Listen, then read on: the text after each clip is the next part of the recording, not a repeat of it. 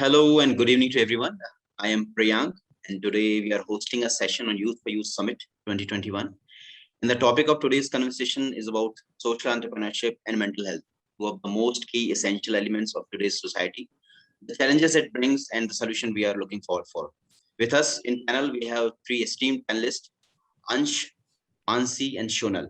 Welcome to the panel, guys. And Thank you so much, Priyank, for introducing us. So I think before we begin, I'll quickly introduce myself. Right. So hi guys, I'm basically an undergraduate student studying in Delhi. Apart from that, I'm the founder of Real Talk, and what we're trying to do is we're just trying to build a safe place for people to be their true self without any fear of judgment.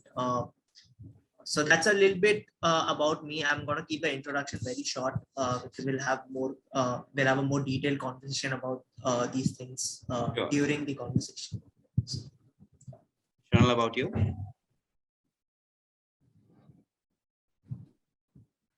Yeah, like we are having a little introduction, so we'd like to know about you. Am I audible? Yeah, clearly. Okay, all right. So, hi everyone.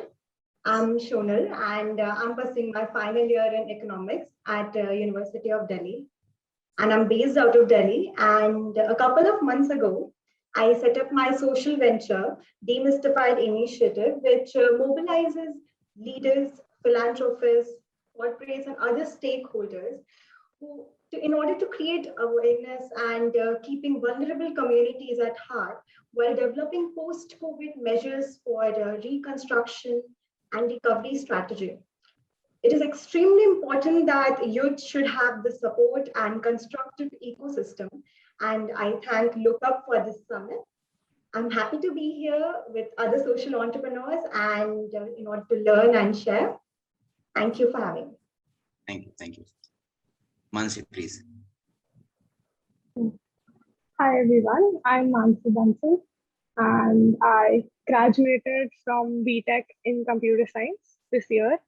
And I also am the co-founder of Rahi, which is a mental health startup that aims to provide affordable health to all. So we have a panel, a community of therapists, and also we try to provide a safe space to all so that they can reach out for help easily. And thank you, Lookup, for having me. Sure. This is so impressive. Like it's always gives us encouragement to see young people doing incredible work. So glad to have you guys on the board and having some fruitful conversation. As we've been hearing about social entrepreneurship, just to begin with, random statistics says that India has approximately 2 million social enterprises, and India known to be the most dynamic country for having social enterprise. And so when we discuss about a social enterprise, may I please understand this, like what exactly is a social enterprise and how different it is from a regular business model? So if Shonal can just put a light on this, like what do we call a social enterprise and how people can connect with it, and what difference does it make from a rather business idea?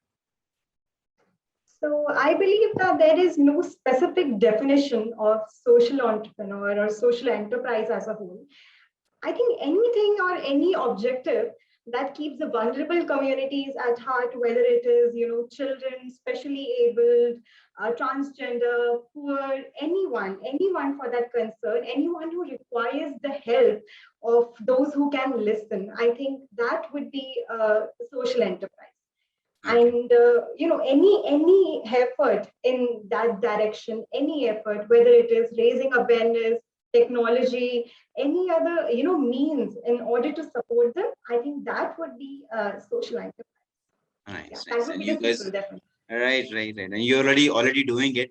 I'm sure already started something called Real Talk, and you are in the segment of social venture. So may I please understand, like, how does Real Talk work, and like if you categorize it as a social enterprise, so what difference is it making in society? Right. So talking a little bit about the concept of Real Talk, it's basically based on the concept that we've done away with the concept of quantitative popularity from social media, right? So what we've done is, or rather, what the problem that people face is, let's say I go on social media today and I want to, talk about something, or I just want to pour my feelings out. it becomes very tough for me to do that safely because I am always fearing judgment, because we as humans, we need validation, right? We're constantly seeking validation, right? uh, and so what we wanted to do was we wanted to give them a safe place where they could just like pour out their hearts, put forward their opinions, whatever, without fearing anything, without fearing any sort of judgment, basically, right? So Real Talk, it's basically trying to impact people that are, let's say, going through some sort of mental health issues, or that are, just trying to be their own themselves, just trying to be their true self without any filters, right? And so the way it works is, you go on Real Talk, and then you probably just put out something, right? That you put up a post that, okay, this is what I'm feeling and stuff. And the magic begins from there, that there is no concept of likes, there's no concept of comments. So you don't know how many people have viewed it, how many people like it. You can't see anything of that sort. You cannot see how many people are following someone. You can't see who's following who. There's nothing of that sort. And if if I've posted something and you would like to, talk to me about that, you would want to, just have a meaningful conversation, you directly DM me, or directly message me from that post, and we have a meaningful conversation. Mhm. So that's a little bit about Real Talk. And I think, yeah, that's the major community that we're looking to impact, is the people that are not able to freely express themselves, and then that stacking up within themselves, and then that resulting in a lot of other mental health issues. So I think that's the community that we want to target. And I think by doing this, we might be able to uh, not entirely solve, but at least try to prevent a lot of such mental health issues. Obviously, like creating a safe radar where people are sensitized about the mental health issues and helping each other. This is really impressive. Mansi, you brought up Rahi. So, what has been your motivation factor behind bringing up something called Rahi, and what is your experience with it? Okay. So I had my own personal struggles, and initially during uh, my initial years of college, I felt this feeling of something is not okay with me, and there was a lot of stigma around it. We had a counselor in our college, but nobody used to visit her. And then our principal, our vice chancellor, uh, suspended her because nobody was visiting her. And then when I finally found a therapist, I took therapy. I realized how important this is, and how hard it is for people to go and seek therapy when they are struggling with their issues. And I found that it's not just me, it's a lot of people who are struggling, and who are not just struggling with their emotions, but also struggling to find a therapist, because there are a lot of factors that come in play, like the stigma and the financial barriers that come in play, and also finding the right therapist. So Right. there's something like a connect that people should have with the therapist. Some therapists are good for some people. They have a certain approaches or certain techniques, but they might not be good for me. So I created this platform Rahi, and to promote mental health, and also create a platform where people can easily connect with a therapist, and also Mhm. find the best fit for themselves Right. at an affordable rate. So Absolutely. that was my motive behind starting Rahi. Yeah. Talking about mental health and talking about vulnerable communities, Shonal, you're already working with, some of the marginalized, some of the outcast communities. So what has been your experience about when we discuss about mental health? How do you feel mental health issues is affecting the vulnerable communities? And what solution do you find for it? Okay. So when this venture started, I had demystified, had collaborated with this mental health organization, and there I had to speak about how, as a social entrepreneur, while beginning this entire journey, what had I faced. And there had been many who were there, and I think there I realized that this horizon had started way before. And I had been volunteering for this organization called Outcast Activist Forum, and there they cater to vulnerable communities, including maternal like children who are orphan, and women who are in need of better healthcare, sanitation, and so forth. And there I realized that the organizations, the persons who are there on the ground, and the the communities that they are handling, what they would be facing. And it is in Uganda, and there I realized that this concept as a whole is so varied. For me, mental health is so different. For, as Mansi already had said, some for different people, mental health can mean so different ways, and it Right. can really vary, right? And that is why I really had connected with the grassroots volunteers there. Although I have been commuting with them remotely, but I had been speaking with them, and they had I should say in person contact with these persons, these vulnerable communities, and Mhm. they had to suffer a lot more than what we generally do. Okay, so they had to listen to stories, they would cater, and they had direct connection. So I felt that as mental health as a whole, I mean, we have, or we all have so many different versions of our stories, and I think the best way is to just be kind. Okay, you do not know what kind of the problems, whether it is work, whether it is volunteering, whether anything that they're suffering. And I had some personal experience with one of those volunteers. I had spoken to them, and they were like very emotional about what has been going on ground with those those vulnerable communities, and they were suffering a great deal. So there are so many things that we need to cater, whether it is your own venture, whether it is the persons you're catering to. Mental health as a concept, as a thing, has been stigmatized, and I believe that we really all need to be just kind and polite, for that matter. And I think we all have our own versions. There is no categorization when it comes to mental health, whether it is my own, whether it is volunteers like me, whether it is different social entrepreneurs, whether it is the vulnerable communities. There is no I should say, there is no measure of what how miserable one can get over here, and I don't think that we can even categorize that. So that is what I would say to this. Yeah. Such a great insight, Shana. Anish, while you've been mentioning about Real Talk, you mentioned like you actually worked on this, managing this craving for likings and getting more comments, or just for the, just be more popular, which is the real idea, general idea of a social media platform on which general Facebook, Instagram, and others platforms are working. So when you bring something like which is totally different from a regular social media platforms, what challenges are you facing? Do you find like is it a pressure where like people are going for it, or don't they find it a little difficult, like because I don't find any likings? So what has been your model on making it popular and making it work? So, kind of talking about the challenges faced. So, what we need to kind of understand is social media, or all of these big tech companies like social media, Facebook, work on this concept called uh, like dopamine hit. Okay, basically, uh, the only reason you would initially, I'm not talking about right now. Right now, there's also a lot of content that you go on social media to consume, but initially their entire model is built around the concept that okay, you post something, or uh, your friend has posted something, you get that instant dopamine hit that, oh, you know what, I need to go and check out what are they doing, or who liked my photo, who commented.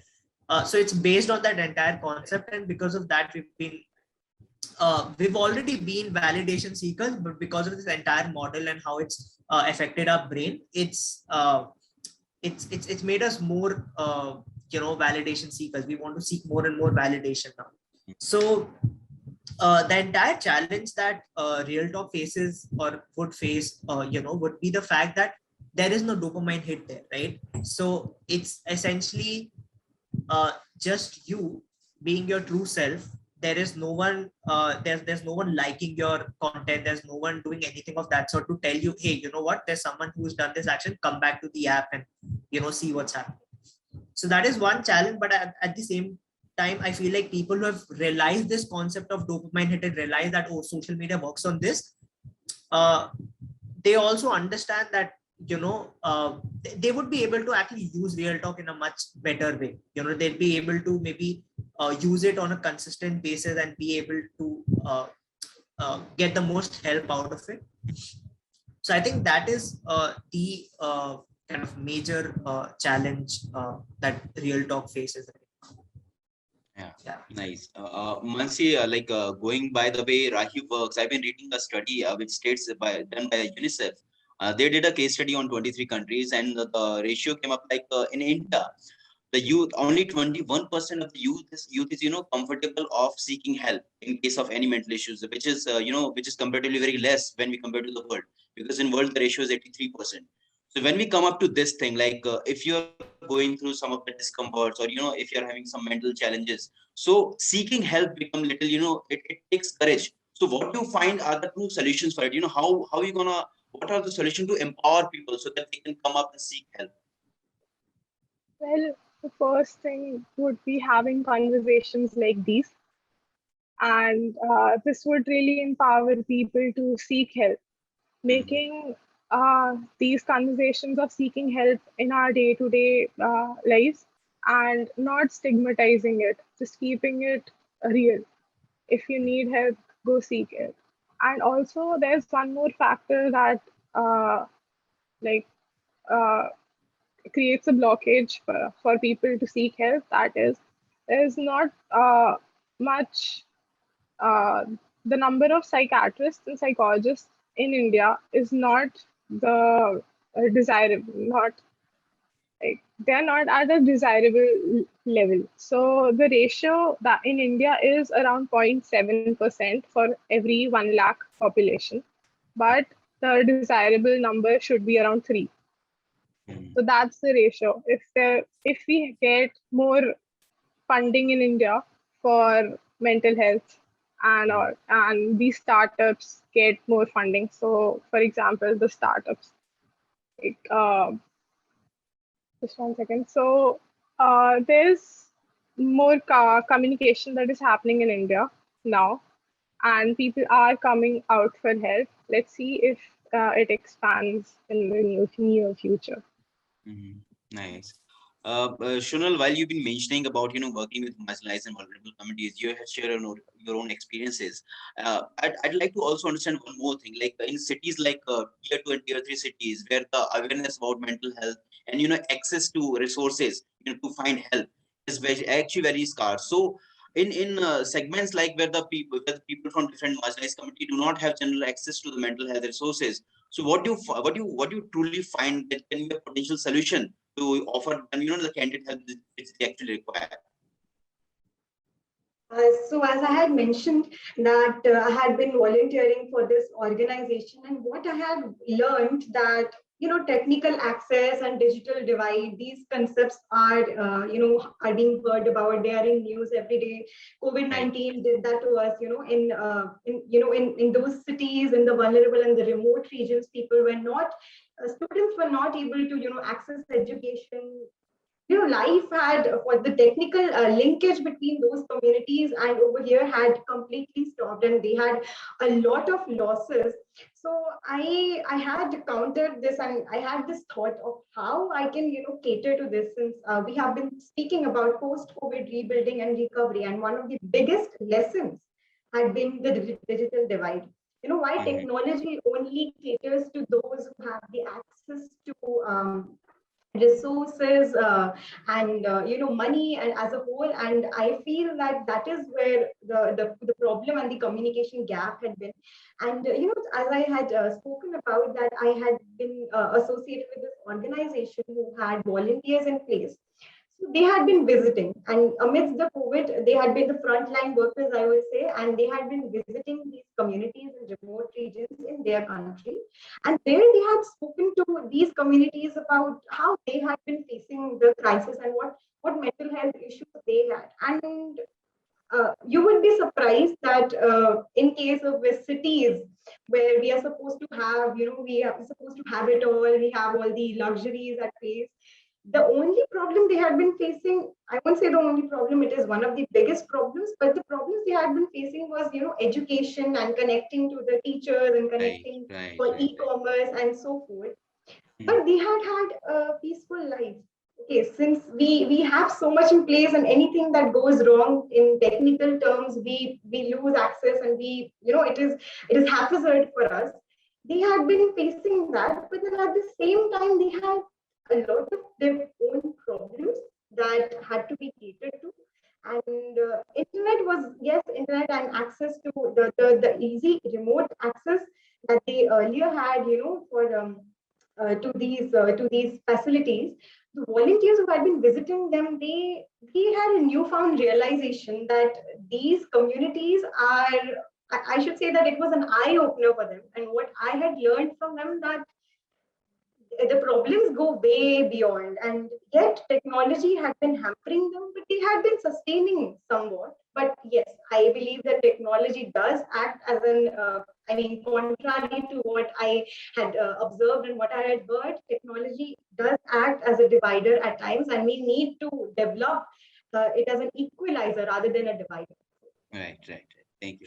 Ansh, like Mansi has been mentioning about the funding crunch, which is in the industry exclusively for the mental health startups, because I've been reading a study which states that from 2016 to 2020, the total fund accumulatively collected by mental health startups was only $20 million in India, whereas in USA, in year 2020 only, they raised $550 million. So, do you feel this? Do you find this is a little, the prime reason why the mental health startups could not raise, reaching the real heights or reaching to the true caliber, their caliber? So, or what else do you find the potential solution for this? Do you find to make a application sustainable, or other alternative you find to balance this funding crunch?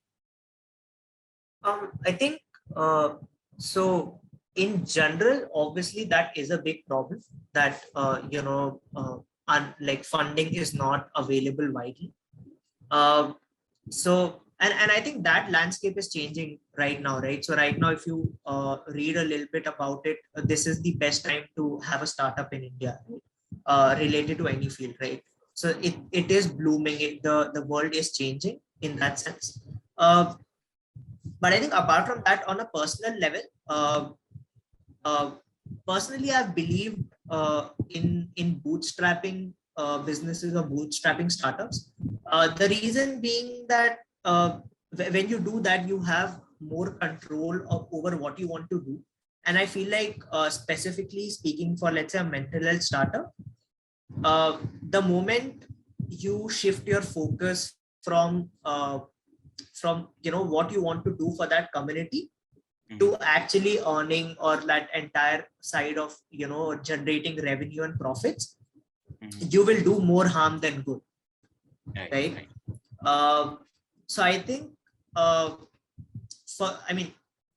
for me personally, that's what I've been doing right now. So I haven't faced this funding crunch, but at the same time, I know because the landscape is changing in India right now, it should like, let's say I do try to raise funding, it should not be that tough compared to how it was a couple of years back, because there is awareness coming in, there are people talking about it right now. So I think that's one thing. So again, yeah, the world is changing. Okay. Mansi, pandemic, the entire COVID-19 situation has actually, boomed the mental health issues in India. Like, people have been being isolated, people could not seek help. So there has been a huge, surge of mental health challenges that the people are facing. So what has been your experience, and how your this particular application actually tried helping people during that crisis? And what has been your experience in handling pandemic using Rahi as a tool? Yeah. So before the pandemic, therapy was only considered something that could be given physically, and therapists used to resist shifting to virtual platforms when we initially insisted this idea to them. So when we used to say we can create virtual platforms wherein you can connect with your clients, so they used to tell us this is not possible, and this should not be done. But then when the pandemic happened, when everybody shifted to virtual platforms, there came the part when even they had to shift. So that somewhat helped us, and also it helped people who had issues going out, because when you're not in a state to even get up from your bed, it gets hard to go out and go to a professional and meet them. So in a way, technology helped us connecting the people to a therapist virtually, wherein they can speak, have a conversation with them, and also if they require, they can meet them physically. So that was one thing that helped us. The other thing that the pandemic enforced was the people were confined in their homes. So that also affected their mental health more. Right, So right. this is one thing that people everyone must be feeling at the moment. That around there everyone was going through something, grief, rejection, loneliness, a range of emotions, and people had the time to invest in their mental health as well. Yeah, The right. time to invest in their mental health, the time to have a conversation about it. So this time period created more awareness about this topic in a Okay. way, and but also it caused this thing as well. So Right. it goes hand in hand, and this is something that the pandemic did. Mm-hmm. So Shonal, you mentioned like your organization also try to work on the CSR funding and collaboratively create a platform which works for the vulnerable communities. So in my idea, like as per my experience, and as the industry goes, pandemic has made many of the corporates reduce their budgets and cut in their CSR funds. So organizations who has been totally dependent on the external funding, or individual startups, or people who have been dependent on that fund. So what has been your experience, like this fund crunch, this shifts in funds, like people who have been otherwise having CSR funds, now they're not having much of the options. So do you find more of the philanthropists coming forward, or any new CSR activities, or some more tactics or tools has been developed which are eventually being helpful for the new startups and new NGOs to work together? So thank you for that question. Actually, before starting the Demystify initiative, we had conducted research on what had been the situation for the pandemic and the organizations that had been supporting these communities. And since I remember vaguely some of the numbers that more than 50% of employees had been laid off in these organizations who had been commuting due to crunch of lack of funds for these organizations. And it's more than 70% of the activities had reduced for these organizations who had been commuting to these vulnerable and anyone who was suffering and anyone they served. So I think there has been a bit of an issue, and even as I was part of the Outcast Activist Forum in Uganda, they were broke, and they would always speak about how funding as a means had been reduced, and for those organizations who do not have the means to convey to these to those who support, to philanthropists and to corporate leaders and to global influence, anyone who can support them to reach out, to give them the voice that they require. I think that is where the biggest lack has been, especially for grassroots organizations who have been working on ground and who have been, catering to communities, and they do not have the means, the access, the resources in order to, to fill these fund gaps, and then they have to suffer a lot. And that is one of the reasons why in the leadership summit that the Demystify initiative had organized, we were speaking about what we can do beyond beyond the normal that we had before the pandemic hit. We had this normal in mind, but now we cannot go back to this normal. We need to rebuild it. And so how these organizations can rebuild themselves, and how inclusivity and diversity plays the key role here. How it is not the top down approach or the bottom to up approach. No, everyone has to be connected, everyone has to voice out their opinions. And that is why in these leadership summits, we connected both non-profit organizations, corporate leaders, anyone, in order to give the expertise required to, to rebuild a better normal in the post-COVID era. So I think that had been one of the key discussions, how to move beyond the restrictions, how to move beyond and build a better tomorrow, and build a better uh, world, for the vulnerable, for the organizations who had suffered the fundraising crunch, and how initiatives, how the CSR initiatives or any other initiatives, and we had started the leadership summits with this discussion only, that the CSR initiatives are they corporate social responsibility or something that they really wish to do? Is it a responsibility, a forced responsibility, or something that you're doing it out of heart? Right, All right. right. So there we had this, yeah, there we had this discussion, and leaders had been prompt about how they wish it to be from the heart and how they will ensure it, and how organizations have been, ensuring it through their technology as an equalizer platforms, and there have been so many activities, on ground activities. So yes, motions are everything is running, but we just have to see how it follows and how it continues to follow. Right, right. Thank you, thank you. Ansh, when we talk about any enterprise, obviously we look after the growth of the enterprise as well. So for a regular business, we generally calculate the growth as per the revenue they generate, or the profit they have made. In case of a social enterprise, in case of social venture, just like yours, how do you calculate your growth, and what has been your observational point, and where do you find yourself right now? Interesting question, I guess. So I think for social enterprise, the way to measure growth is very subjective to each enterprise, right? So if I talk about at Real Talk, the way that we try to kind of measure the impact is through the number of conversations that people have been having, right? Or the number of people that have actually come out and posted about their true feelings and all of that. Because at the end of the day, that's our goal, to try to get people to get out whatever is tagged within them, right? So I think that's one way that kind of we try to measure impact. And I think if you ask about what stage we are at, I think we're still at the very initial stages, where we're just trying to get people to know that, hey, you know what, there is this platform, or such a platform can even exist, where you do not have to fear any sort of numbers, right? So it's in its very initial stages, but I think that's how I'd like to probably measure impact, in terms of the conversations and the number of people that could actually come out and be there to serve.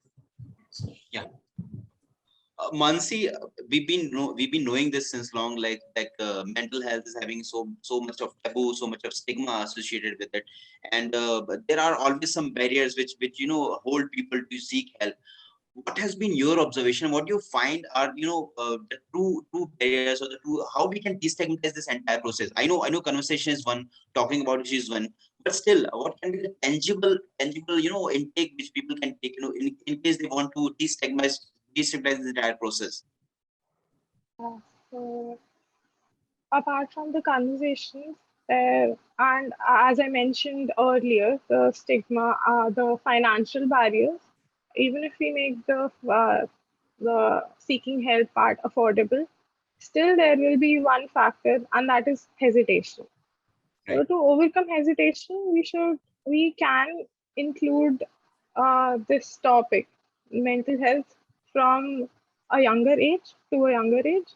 Like we can introduce this to a curriculum, and because that is the age when people are open to ideas, and they can uh, like accept things. So if we introduce this to curriculum and have like the availability of a professional at hand for a child, so that would make the child feel easier when they grow up to reach out for help. That is also one factor that could help reduce the stigma. And apart from that, um, what else? What I personally felt was, when somebody says that they are feeling low, for example, or when anybody comes up about their struggles. So the first thing that people should do is to ask them if they need help, or help them find help. Mhm. So that could also be one thing that could reduce the stigma and empower more people to seek help. Ansh, would you like to add up something to this, like, how we can break the barriers, how we can empower people and, destigmatize this entire process? I think what Mansi said is, something uh, that obviously needs to be done, right? So conversations and then trying to introduce it in the curriculum. I don't have a lot to kind of add to that, but what I will, what I do want to add is the fact that I want to touch upon a little bit about this thing about awareness. So when we say that um, spread awareness and we want people to know more and more about it, there is also a downside that I have personally noticed about it. So I'd like to talk a little bit about that, just to at least try to ensure that we are aware of that downside so that we do not fall into that trap. So one major downside that I have seen is that people think now, not obviously not all of them, but some of them think that having a mental health issue is cool, right? Uh, so I have personally seen people who might be just sad, and they keep saying that, oh, I'm depressed, I have depression, or I have anxiety, and they keep using these terms. And what happens with that is, if you use them constantly, we are wired in a way that when you say something to yourself constantly, subconsciously you kind of you have that thought embedded in your head, right? And once something is embedded in your head, knowingly or unknowingly, and in this case you wouldn't even realize that it's there in your head because it's subconscious, right? It's not, you're not consciously aware of that fact. And when it's done that, it will actually push you into that, right? So there is a high probability that you might actually develop that issue. And Right. and then obviously, I mean, you kind of slide down more into it. So I think one thing that basically what I wanted to try and point out is that when we spread awareness about mental health, and when we say that it's okay to have mental issues, perfectly all right, right? But at the same point, we also need to make people aware of the fact that it's something serious, that you do not go around being like, oh, I have a mental issue, and try to be cool about it, that, oh, I have this issue, so I'm cool and stuff like that, because subconsciously there is a high chance that you might actually develop that because you've been telling yourself that, right? Because you don't go around telling, you don't go around you don't go joking about what, I have cancer, right? Right. Any of the Right. physical ailments, you're not going to go around talking, oh, I have this issue, and be like, oh, it's cool about it. Why go around why talk that way about mental health, right? So I think, yeah, that's what I'd like to add. Impressive intake. Thank you so much, Ansh, for this. Shonal, like we've been discussing about the challenges of an enterprise, and you all three of you are already into this segment, and you've been attempting so much incredible things. So one question arises, obviously, like while we are doing something which has a social cause involved, and also at the same time we need to generate revenues and develop benefits for that. So in the course of developing such models, in case there are some setbacks or some disappointments, so what has been your core of dealing with them? How do you keep yourself motivated? How do you take it forward again? I think this question is relevant not just for social entrepreneurs, but for everyone out Right, there, our to everyone, speakers, our right. panelists, everyone out there.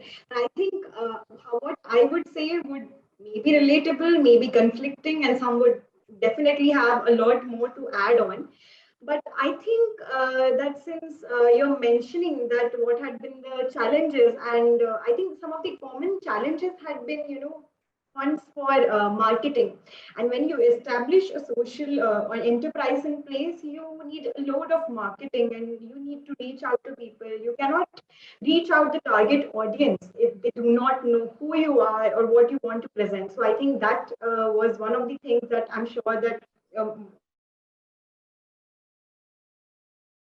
transforming your vision to plan is a bit of a tricky part, because you can have a really great vision on paper, but implementing it and reaching out to people and it's always not, I would say, sometimes it can be possible, sometimes it's feasible, sometimes you can actually reach out can touch the skies with your ideas.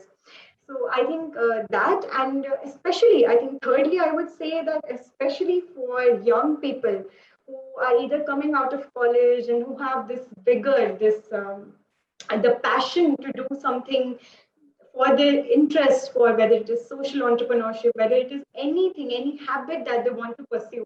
I think the biggest problem remains is your exposure and your experience, since you are young and you need to be guided. And that is where I heard these terms and I have been reading up on them, terms like pathfinders and mentors who guide you through it. And I Mhm. think that is why the first thing we did was the Leaders Summit, because that is where I gathered so much of insights and mentor advice and pathfinders, so many of them, so that I could learn and embrace that. So I think that is where I could have had a pitfall, and a lot of entrepreneurs face this issue. Entrepreneur students who lack the exposure, lack the Right. experience required, and I think that is one of the key issues. And I think finally I would say finding the right human resources, finding the right set of passionate and zest filled individuals and students and volunteers to work for you. I think that is pretty difficult in this time and in this era, I would say, since we all of us are driven for that specific thing, that would I get this something out of it, would I not, would it be of value. I think not a lot of people do it out of their out of their heart, out of their Right. concern. So I think Right. that is where key, finding the right set of persons to continue your venture. I think that is where the deterrent part is. And otherwise I feel that we can always find the forward looking and helping persons with the skills and experience. And I think otherwise I wouldn't be here. If I think this is the summit has been launched by students and it is being run by individuals like us. So I think not all is bad. Very well. Right. Everything is Right. up and running. Yes. Absolutely. Very well put. Very well put. Mansi, Shonal has been mentioning about, finding the right pool of talent, and it obviously comes in our mind, like finding a right team and, retaining it in a social enterprise. Sometimes a little challenging, because as a founder, you might be running with, the compassion and, empathy for the community, but the person who's joining your team might be coming just for the sake of seeking, security or financial security or something. So how challenging you find it? It's like finding a right team and retaining it. Yeah, well, building a team is hard.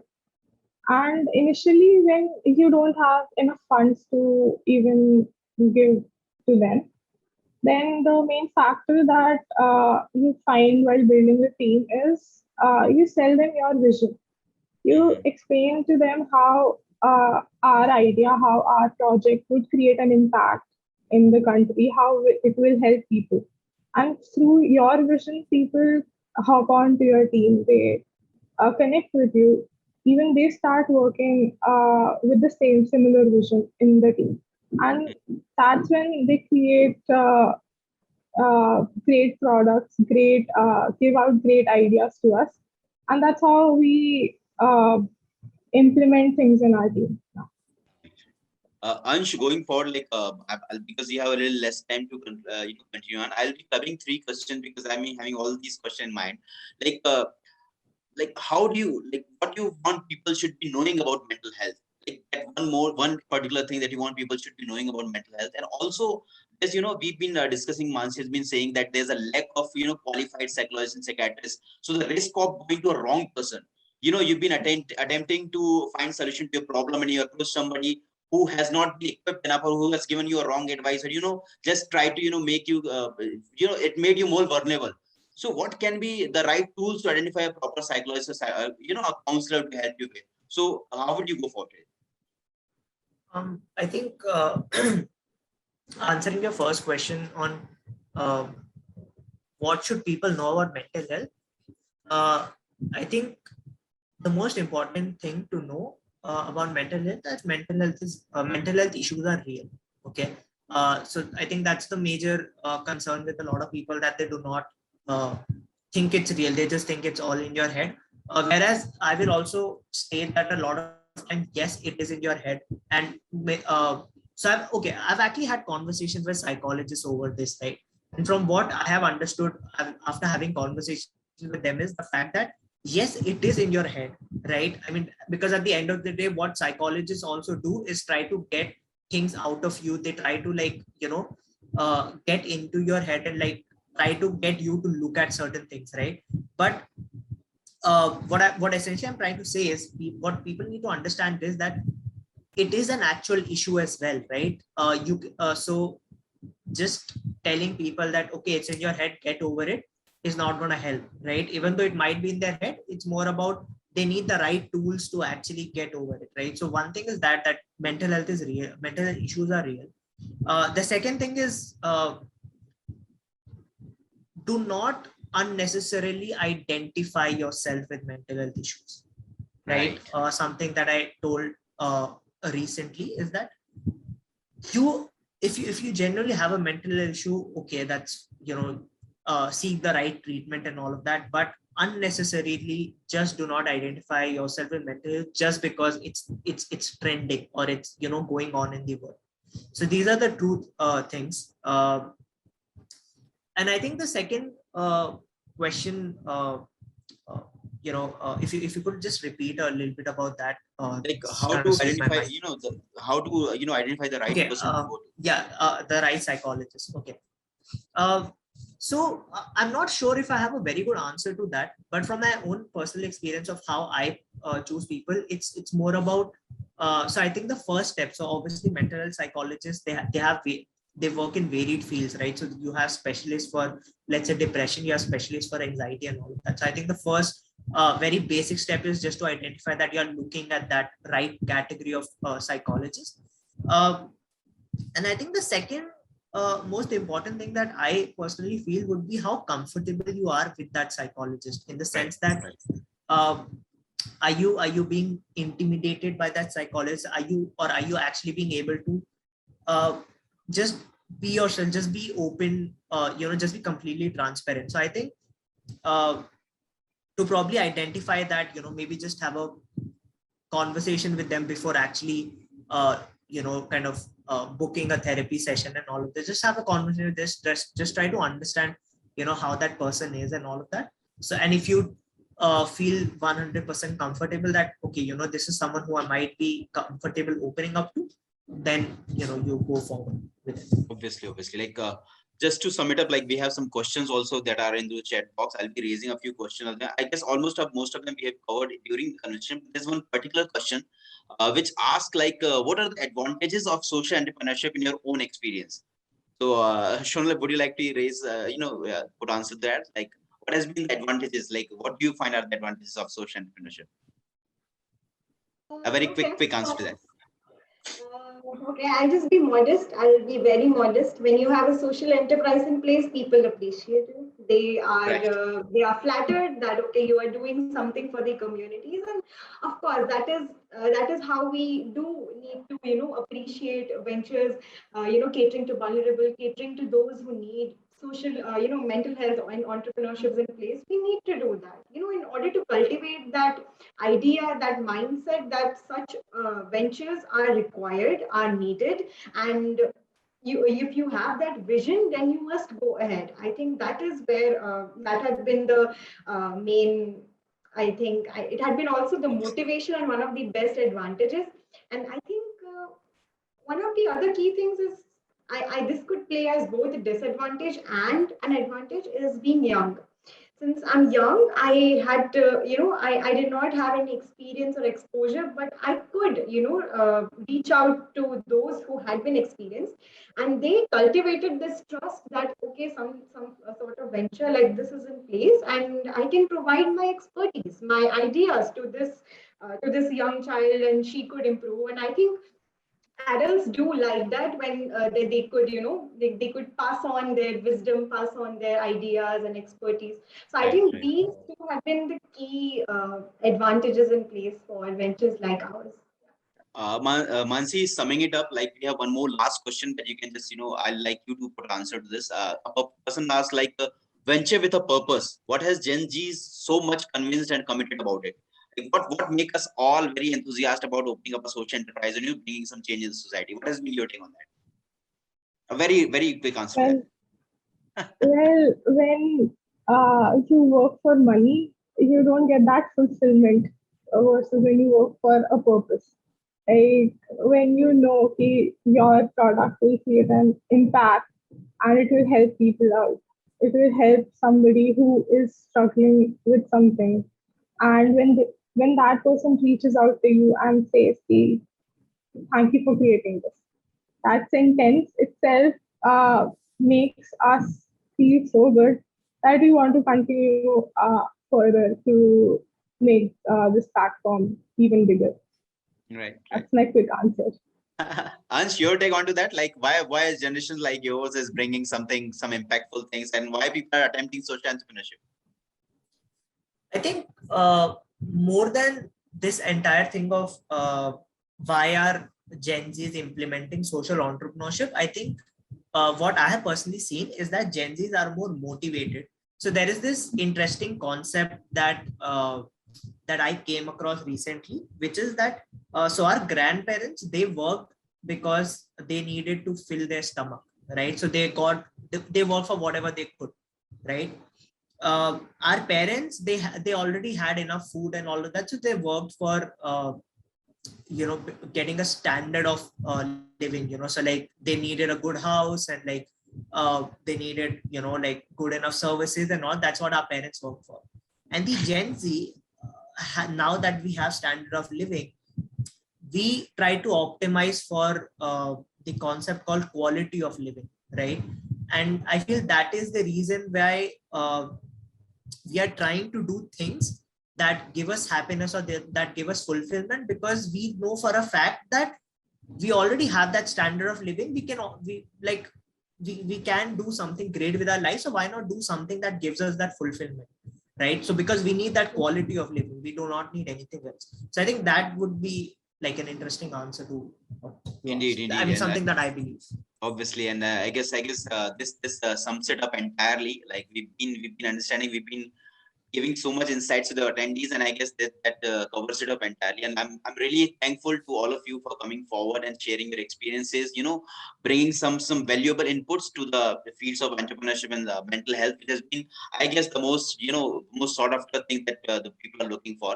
Thank you so much for joining us. And I guess the people who are already part of this panel, we've been privileged to have you on board and looking forward for your ventures and so much impact that you'll be creating for the society.